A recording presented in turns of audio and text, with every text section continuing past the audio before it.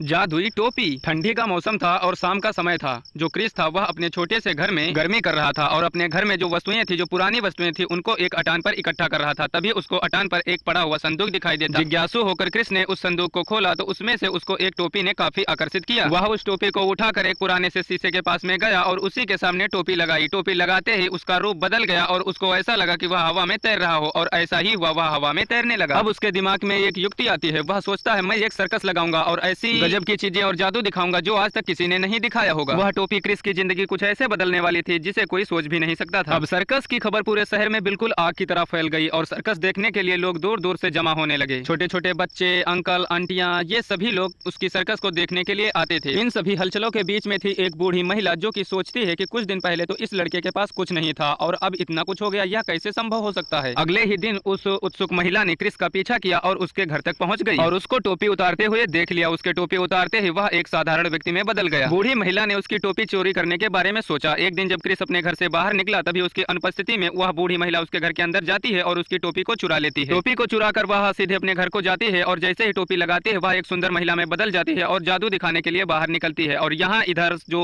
Chris था वह काफी परेशान था, अपने पूरे घर में टोपी को ढूंढता है पर कहीं नहीं पाता है। तब वह घर से बाहर ढूंढने के लिए निकलता है। तभी वह कुछ दूरी पर जाकर देखता है तो काफी भीड़ लगी होती है। तभी उसका दोस्त श्याम आ जाता है। वह उससे पूछता है कि इधर क्या हो रहा है। तब वह कहता है कि कोई जवान लड़की, बहुत अच्छी सुंदर लड़की नाच दिखा रही, लोग वही देख रहे हैं। क्रिस उस लड़की के बारे में जानने के लिए काफी उत्सुक था। वे दोनों दोस्त वहां पर जाते हैं और देखते हैं। तभी क्रिस को उस लड़की पर संदेह होता है कि शायद यह मेरी ही टोपी है। जादू खत्म होते ही वह लड़की सभी से पैसे वसूलती है और वहां से निकल जाती है सीधे अपने घर को। श्याम और क्रिस दोनों उसका पीछा करते हैं। तभी वह देखते हैं कि जैसे ही वह लड़की टोपी निकालती है एक बदसूरत महिला में बदल जाती है। दोनों दोस्त उसके घर में घुस जाते हैं और उससे टोपी मांगने का प्रयत्न करते हैं, लेकिन बूढ़ी महिला ये दावा करती है कि वह टोपी उसी की है। काफी समझाने के बाद महिला टोपी दे देती है और वे दोनों वहां से चले जाते हैं और अपनी सर्कस दिखाने लगते हैं। कुछ दिन बाद क्रिस को एक सुंदर सी लड़की मिलती है। वह उससे शादी कर लेता है और वे दोनों खुशी खुशी अपना जीवन बिताने लगते हैं। एक दिन ये आदमी यहाँ पर लकड़ियाँ काट रहा होता है। तभी इसके पास एक साधु जी आ जाते हैं और साधु जी उस व्यक्ति से पीने के लिए पानी मांगते हैं। वो व्यक्ति बहुत अच्छे दिल का था, इसलिए साधु जी को पानी लाकर दे देता है और साधु जी पी लेते हैं। पानी पीने के बाद साधु जी उसको धन्यवाद बोलने ही वाले होते हैं कि वे देखते हैं कि वो व्यक्ति बहुत उदास है। अब साधु जी उस व्यक्ति से उदासी का कारण पूछते हैं। वो आदमी कहता है कि साधु जी मैं बहुत ही गरीब हूँ, मैं अपने घर का पालन पोषण सही से नहीं कर पा रहा हूँ। उस आदमी की ये बातें सुनकर साधु जी उस व्यक्ति को एक जादुई दिया देते हैं और कहते हैं कि तुम जो भी इस दिए से मांगोगे वो तुम्हारी इच्छा पूरी कर देगा। जैसे वो व्यक्ति दिए को लेकर घर पहुंचता है, उसकी बीवी दिए को जलाकर बहुत सारी चीजें, टेबल, कुर्सियां, घर वगैरह मांग लेती है और बहुत ही अमीर हो जाती है। एक दिन उसी व्यक्ति के द्वार पर एक साधु जी आ जाते हैं और उसकी पत्नी से कहते हैं कि बेटी मुझे पानी पिला दो। दोस्तों आगे की बात जानने से पहले अगर आप भी एक सच्चे हिंदुस्तानी तो हमारी वीडियो को लाइक और चैनल को सब्सक्राइब जरूर कर दें और कमेंट करके बताएं कि आप हमारी वीडियो कहां से देख रहे हैं। दोस्तों उसके बाद वो आदमी जो अमीर हो चुका था वो अंदर से आवाज लगाता है कि कौन कम वक्त चिल्ला रहा है, जो भी हो उसको भगा दो, यहाँ कोई पानी वानी नहीं है। जैसे ही उसकी पत्नी साधु जी को वहाँ से भगाती है, दिए की सारी शक्तियाँ खत्म हो जाती हैं और अब वो व्यक्ति साधु जी के पास दौड़ते हुए जाता है और उनसे माफी मांगने लगता है, लेकिन साधु जी उसको क्षमा नहीं करते हैं।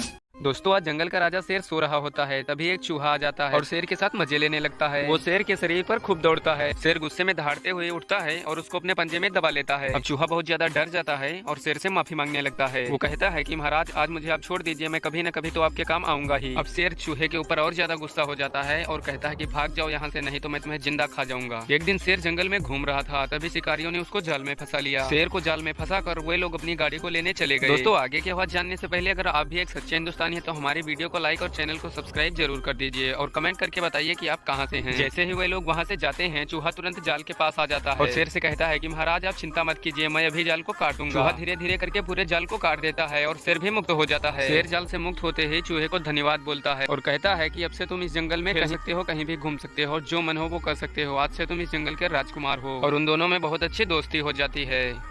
एक जंगल में एक उल्लू, एक नेवला, एक चूहा और एक बिल्ली रहते थे। वो एक दूसरे के जानी दुश्मन थे और एक दूसरे से बचकर रहते थे। एक दिन उस जंगल में एक शिकारी आया। उसने जानवरों को पकड़ने के लिए उसी पेड़ के नीचे जाल बिछा दिया। बिल्ली पेड़ के ऊपर बैठी थी। जैसे ही वो चूहे को पकड़ने के लिए पेड़ से नीचे उतरती है वो जाल में फंस जाती है। थोड़ी देर बाद वहाँ पर चूहा आ जाता है। वो बिल्ली को जाल में फंसे हुए देखकर बहुत ज्यादा हंसने लगता है और बिल्ली से कहता है कि तुम मुझे खाने आ रही थी ना, फंस गई ना जाल में। चूहे की हंसी देखकर नेवला और उल्लू भी नीचे आ गए। अब जैसे ही चूहा नेवला और उल्लू को देखता है वो बिल्ली से कहने लगता है, तुम जिस जाल में फंसी हुई हो मैं उसी में छुपने जा रहा हूँ, तुम मुझे खाना मत, उसके बाद में मैं तुम्हारे इस जाल को काट दूंगा और तुम भी आजाद हो जाओगे। दोस्तों आगे की बात जानने से पहले अगर आप हमारे वीडियो को इंडिया से देख रहे हैं तो हमारी वीडियो को लाइक और चैनल को सब्सक्राइब करें, और अगर किसी अलग कंट्री से देख रहे हैं तो कमेंट करके बताएं। दोस्तों चूहे ने जैसा कहा था बिल्ली ने सेम टू सेम वैसा ही किया, और बाद में चूहे ने उसका जो जाल था उसको काट दिया और बिल्ली और चूहा दोनों आजाद हो गए। और चूहा जैसे ही बाहर निकला झट से अपने बिल के अंदर घुस जाता है। अब उन दोनों में काफी अच्छी दोस्ती हो जाती है और वे दोनों लोग साथ में खेलने लगते हैं। एक जंगल में 7 बकरियां रहती थी, उन सब में बहुत अच्छी दोस्ती थी। वे सभी एक साथ ही रहती थी और एक साथ ही घूमती थी। पूरा जंगल उनकी दोस्ती की मिसाल दिया करता था। जब भी बकरियों को सोना होता था तो 5 बकरियां सोती थी और 2 बकरियां पहरा देती थी ताकि कोई जंगली जानवर उन पर हमला न कर सके। दोस्तों उसी जंगल में एक लोमड़ी रहा करती थी जो कि उन बकरियों पर काफी नजर बनाए हुए थी। एक दिन लोमड़ी उन बकरियों पर हमला करती है, लेकिन बकरियों की एकता से लोमड़ी मात खा जाती है क्योंकि सभी बकरियां मिलकर उसके ऊपर हमला कर देती हैं और वो दुम दबाकर भाग जाती है। परंतु लोमड़ी ने अभी तक हार नहीं मानी थी, वह उन बकरियों का पीछा करती ही रहती है। एक दिन उन्हीं बकरियों में से घास खाने को लेकर थोड़ा झगड़ा हो जाता है, जिसकी वजह से कोई कहती है कि ये घास मेरी है, कोई कहती है ये घास मेरी है। तभी वहाँ पर बड़ी बकरी आती है, कहती है आपस में झगड़ा करना ठीक नहीं, परंतु छोटी वाली बकरियां गुस्सा होकर वहाँ से अलग अलग चली जाती है। अब लोमड़ी तो उनका पीछा कर ही रही थी,